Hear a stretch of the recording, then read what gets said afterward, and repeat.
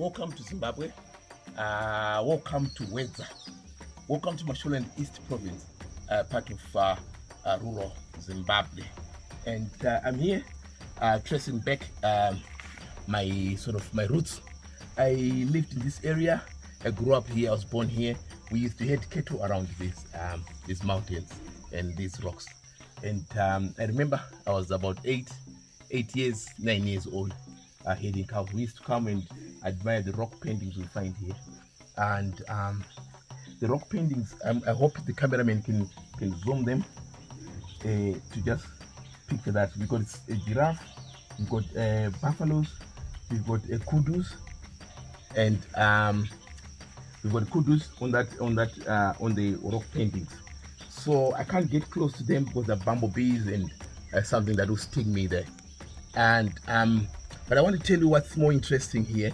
It's this area used to be inhabited by the people they now call the San People, and we are Bantu people. We are Black Africans, but Bantu by origin. So which means we came from somewhere, maybe East Africa, and these were the San people that occupied around this area of Wedza before the Bantu arrival. But it's very interesting. I'm pleased that they've been preserved because nobody knows about them. It's only me and the cameraman, and I'll make sure nobody will ever know about this. Otherwise they'll be painted and removed. There are 1,000 of years of history and a lot of them around these rocks, and it's very dangerous because there are bumblebees and I can't get close, very close to them. But as young boys, we used to get close to them.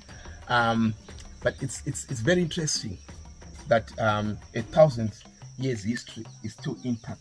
Nobody knows about it except me and the cameraman, and we hope it will stay like that until a time when we have the capacity to look after them better. And it's 1,000 and thousands of years of history that is there, and I'm pleased that I've come again and I've seen them. As a child growing up in this area herding cattle, we used to come and discover these things, and I said one day I will return back and see if they are still there, and I'm pleased today I'm seeing them that day.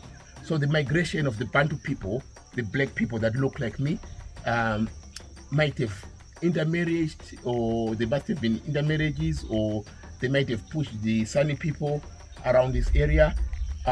Not much of the history really puts it where the San people have gone to, because the next place you would find the San people will be maybe in Cholocho and in Botswana, and there are San people in Zimbabwe. But interestingly, we used to find them as close as here in Wedza. So but it's up for historians to find out more what could have happened and where they disappeared to. And the intermarriages, yes, they might have been intermarriages, we don't know. That's part of the history. But this was a settlement. This was a big settlement. You can see as we came up the hill, we could see rocks and artifacts. There's so much of history that lies here, but I can't tell you the location exactly where this is because of preservation, and we don't want any people to come and look for artifacts and treasures here. But my name, by the way, is Taku Mutepfa, and I'm just here sharing some of the historic features we have in our rural homes here in Wedza, and what else we could find here. Continue to enjoy the rural content, and I hope this might inspire a few people, historians, to try and join the dots. And by the way, thank you very much for listening. My name is Taku Mutepfa.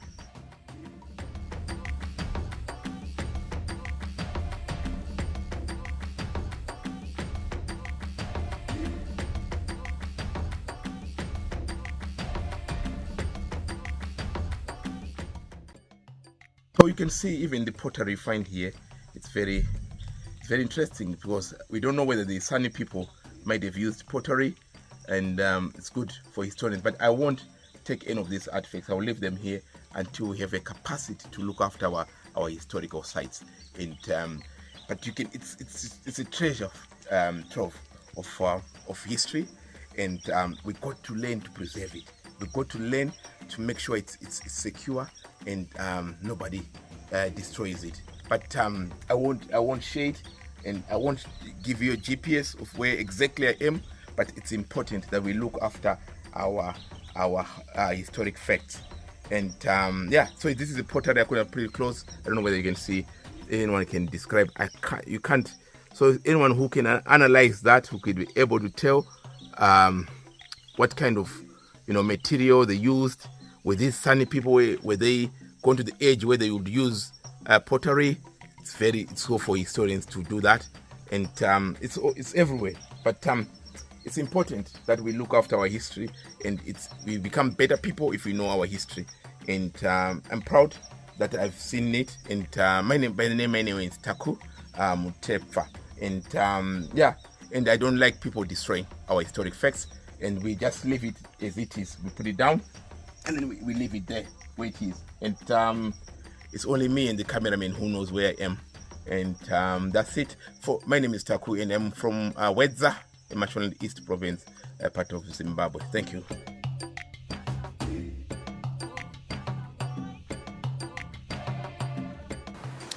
Hello and welcome. My name is Phineas Chauke, and I would like to speak just briefly about the people of Southern Africa, particularly the earliest known inhabitants of Southern Africa, who are called the San People. Okay, so the San People, for about 5,000 years, they dominated the whole of the Southern Africa, and Zimbabwe being part of that.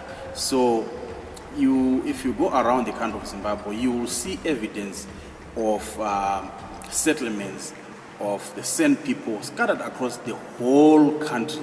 So all the provinces, you may find some rock art, you may find some remains of structures that they use, like grain bins and stuff like that. So if the San people were scattered across the whole of the Zimbabwean plateau, what happened to them? Where are they? Why are we not finding them everywhere else except in just a few places within the country? So this is what happens when a group of people is occupying a certain area, and a stronger group comes by. It's either the people who are there are going to be subjugated and eventually kind of swallowed or integrated into the community of this new powerful group, or the original inhabitants will be dispersed and scattered from that area. So with the San people, the very first people to come in their territory were called the Hottentots, also known as the Khoi. These shared some features with the San people, but they also had some very visible differences in terms of their appearances. Again, while the San people were hunter-gatherers, the Hottentots had mastered the art of taming and domesticating livestock, so they were cattle herders. So when they came around, what happened is they intermarried with the San people. And this brought about a whole new phenomenon where we now have people called the Khoisan. The Khoisan, these are a combination of the San and these new entrants who are the Khoi.